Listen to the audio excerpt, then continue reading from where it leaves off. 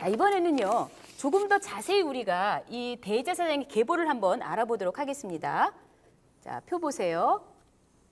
자, 이렇게 표 보시면은 자, 타이틀이 77대 대제사장이죠. 연도는 주전 1445년부터 주후 70년까지. 자, 처음에 분류는 어떻게 분류가 됩니까? 성전별로 분류가 되는 거예요. 성전별로. 자, 그 성전은 바로 모세 장막 성전, 솔로몬 성전, 수르바벨 성전. 자, 모세 장막 성전에서 직무를 맡은 자는 제1대가 아론부터 제10대 아히둡까지 있습니다. 아론부터 아히둡까지 제10대가 존재를 했고요. 그 다음에 솔로몬 성전은 자, 사독이라는 이름도 많이 들어보셨을 거예요. 사독. 이 사독은 다윗이 도망 다닐 때 다윗 편에 서서 엄청나게 도와줬던 사람이고요. 그리고 솔로몬을 왕에 세우는데도 공헌을 했던 자가 바로 이 사독이라고 하는 인물인데요.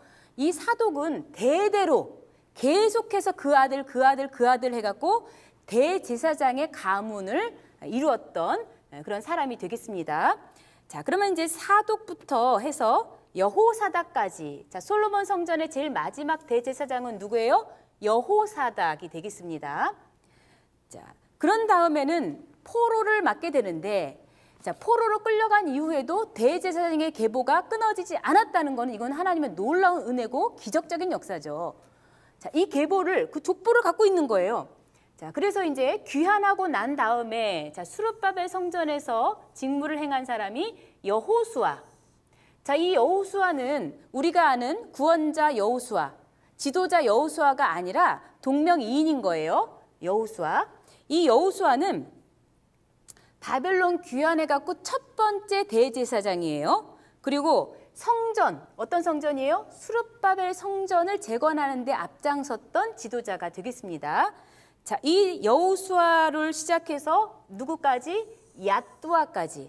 자, 이 이름은 좀 익숙해지셔야 됩니다. 왜냐? 이 야뚜아를 우리가 기억해야 되는 이유가 야뚜아는 구약 성경에 기록된 가장 마지막 대제사장이에요. 그 이후로는요. 자, 오니아스 1세, 오니아스 3세 이런 이름 나옵니까? 야손, 메네라우스 이런 이름 나옵니까? 안 나와요.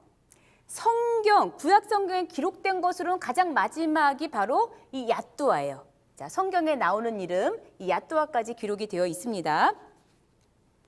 자, 그 다음에는 이제 시대별 구분으로 우리 한번 보도록 하겠습니다. 자, 시대별 구분. 자, 파란 색깔로 자, 이게 마감이 되어 있어요. 자, 파란 색깔로 되어 있는 이 시대별 구분. 자, 여기는 프톨레미 셀류쿠스 지배. 자, 이게 어디 나라입니까, 실제적으로? 헬라 제국이에요. 헬라 제국의 프톨레미 왕조, 셀류쿠스 왕조가 되겠죠. 자, 이들이 권력을 지으면서 이들 때에 이제 일했던 대제사장이 바로 여기 이름이 나오고 있죠. 오니아스 1세부터 오니아스 3세까지 이렇게 나오고 있습니다. 자, 그런데 참고로 이 오니아스 3대는 아까 사독 가문이 계속 이어졌잖아요. 사독 가문의 마지막으로 합법적인 대제사장입니다. 합법적인이라 그랬습니다. 물론 이 뒤에 야손도요. 같은 가문이에요. 그렇지만 합법적이지가 않아요. 다 불법으로 임명되고 불법으로 자리를 차지하고 불법으로 이 권력을 사고 불법으로 뇌물로 해서 이 자리를 차지한 얘가 이 뒤에부터 이제 계속 등장을 하고 있는 거죠. 그래서 이 사독 가문에서 합법적으로 대제사장이 된 이 마지막 대제사장이 바로 오니아스 3세라는 거를 잠깐 기억을 해두시고요. 자, 그 다음에는 셀류쿠스 지배 시대. 자, 셀류쿠스 지배 시대에는 자 뭐라고 참고로 붙어 있나요? 극악한 대제사장이라 그랬어요. 극악하다. 아니, 대제사장이 하나님 편에 서서 일해야 되고 선하고 거룩하게 하나님의 뜻을 받들어 일해야 될 사람이 극악해요. 그러니 얼마나 백성들을 괴롭혔겠습니까? 그 사람들이 3대에 해당하죠. 3대. 누구예요? 야손, 메네라우스, 알키무스 이렇게 3대가 자, 극악한데 자, 구체적으로 어떻게 극악하게 괴롭혔느냐? 예배 생활을 금지시켜요. 그리고 이 유대교를 엄청나게 극심하게 탄압을 합니다. 특별히 이 야손이라는 사람, 야손. 원래 이름 야손 아니에요. 원래 이름은 예수예요, 예수. 그런데 이 야손부터는 어떤 일이 일어나냐면은 헬라식 이름을 사용합니다. 헬라식 이름. 그러니까 원래는 예수인데 그 예수라는 이름을 헬라식으로, 왜? 누가 지배하니까? 셀루쿠스가 지배하니까, 헬라가 지배하니까 거기에 잘 보이려고 완전히 모든 걸 다 그 방향으로 이름, 복장, 풍습 모든 걸 다 바꿔버리는 거예요. 그래서 이 야손이 거액의 뇌물을 주고 이 자리를 차지하게 되고, 유대인에 대해서는 헬라화 정책을 시행한 사람이 바로 이 야손이라고 하는 대제사장입니다. 자, 이 이름은 여러분 꼭 기억하셔야 됩니다. 야손 메네라우스 알키무스, 극악한 대제사장. 그러면 이제 알키무스가 죽은 다음에는 대제사장 공백기가 돼요. 자, 이 자리가 공백 상태가 돼요. 아니, 그러면 제사는 어떻게 되는 걸까요? 여러 가지 유전과 역사의 기록을 보면은 당시의 부제사장이 이 대속제일의 대리로 역할을 했다는 그런 기록들이 있습니다. 자, 그럼 대제사장 공백기는 몇 년이냐면은 7년. 7년 동안에, 그렇죠? 여기 보면 159, 152, 159부터 152까지 7년 동안 대제사장 공백기를 맞은 후에 그 다음에 어떻게 되느냐? 멋지게 이 유다 독립시대를 이루는 거예요. 자, 계속해서 헬라 지배시대인데 어떻게 유대 독립시대를 이룰 수가 있었느냐? 이때는 셀루쿠스 왕국 자체적인 내분이 일어났어요.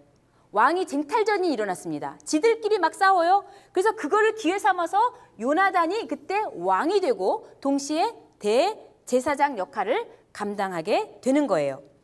자, 이때는 하스몬 왕가라고 하죠. 하스몬 왕가가 이 역할을 하고 치리를 하고, 그리고 종교적인 그리고 정치적인 지도자의 역할을 하게 됩니다. 자, 그런데 이제 안타깝게도 이제 다음 시대로 되면서가 이제 문제입니다. 자, 한번 여기 다음 분류는 뭘까요? 다음 분류는 여기 임명자별 그랬어요. 자, 이거 자체가 뭔가 이상한 거예요. 임명을 누가 하는 건데요? 대제사장을. 임명을 하나님이 하는 겁니다. 하나님이 대제사장을 세우는 거예요. 아론아, 네가 대제사장의 임무를 맡아라 하고 하나님 분명히 했고, 그 자손이 대대로 이어갔어야 되는데, 여기서는 이제 세상의 권력자, 세상의 왕, 세상의 머리, 세상에서 힘을 쓴다고 하는 사람들이 지 멋대로 이제 대제사장을 세우게 되는 겁니다. 이건 너무나 큰 비극이에요. 나라가 어두워지는 겁니다. 자, 그러면 자, 한번 볼까요? 헤롯 대왕 많이 들어보셨죠? 이 헤롯 대왕이 자기도 사실 불법으로 왕이 된 거고, 자기도 왕이 될 자격이 없는 사람이 왕이 되다 보니까 대제사장은 자기를 견제하면 안 돼요. 자기가 편하고 마음대로 할 수 있는, 그래서 자기의 수하에 둘 수 있는 사람을 저 멀리 바벨론에서 뽑아왔습니다. 자기 친구를 갖다 앉힌 게 누구냐면 아나넬입니다. 아나넬. 이 아나넬이라고 하는 인물은 그렇다면은 사독 계열일까요? 아니에요. 사독 계열이 아니에요. 아론 가문이 아니에요. 이 사람은 언약과는 전혀 상관없는 사람이에요. 정치 권력에 의해서 임명된 사람이에요. 이 사람은. 그래서 그야말로 이 사람은 거짓 대제사장이죠. 참 대제사장이 아닙니다. 거짓 대제사장이죠. 자, 그래서 헤롯 대왕이 임명하고, 그 다음에 헤롯 아켈라오가 임명하고, 그 다음에 수리아 총독 구레뇨가 임명하고, 유대 총독 그라투스가 임명하고, 수리아 총독 비텔리우스가 임명합니다. 헤롯 아그리파 1세가 임명합니다. 칼키스의 헤롯이 임명합니다. 헤롯 아그리파 2세가 임명합니다. 자, 이렇게 쭉 보시면은 그 당시에 권력을 누린 자가 대제사장을 마음대로 앉히는 것을 우리가 볼 수가 있습니다. 자, 그러면 이제 여기에서, 자, 강조하기 위해서 제가 빨간 걸 쓸게요. 여기를 끊어 보세요. 여기를. 자, 여기를 끊어서 어떻게 구별이 되는 거냐면은, 여기까지는 사독 계열이었어요. 그런데 이 이후로는 어떻게 돼요? 사독 계열이 아니다. 언약 가문이 아니다라는 거, 요거 이제 기억해 두시기 바랍니다. 그러니까는 여기에는 한마디로 가짜 대제사장인 거예요. 대제사장이 아니에요. 하나님 보실 때에는. 자, 이래서 우리 임명자별 구분을 쭉 이렇게 한번 살펴봤는데, 자, 그 가운데 자, 마지막을 한번 보세요. 열심당에 의한 제비뽑기 그랬죠? 제비를 뽑아요. 제비를 뽑아요. 자, 그 당시에 주도권을 잡은 게 바로 이 열심당이었어요. 자, 주도권을 잡으면서 지들 마음대로 또 대제사장을 뽑겠다고 제비뽑기를 하게 됩니다. 그래서 뽑은 것이 바로 파니하스예요. 그러니까 파니하스는 대제사장 가문이 아닐 뿐만 아니라 이 사람은 허수아비예요. 허수아비. 그냥 이렇게 하면 이렇게 하라. 저렇게 하라 그러면 저렇게 하고 하는 허수아비처럼 완전히 하나님 말씀대로 한 게 아니라 그들을 뽑아준 사람들에 의해서 좌지우지되는 그런 허수아비 대제사장이었다는 것을 기억하시고요. 자, 아무튼 이 파니하스는 마지막 대제사장 77대이고, 자, 이것을 끝으로 해서 결국 로마가 주후 70년도에 로마의 디도 장군이 쳐들어오면서 이제 완전히 그 성전은 파괴되고, 그리고 이스라엘은 망하게 되고 대제사장은 존재 자체가 없게 되는 거죠. 그래서 이제 끊어지는 거죠. 자, 그 다음을 이제 보겠습니다.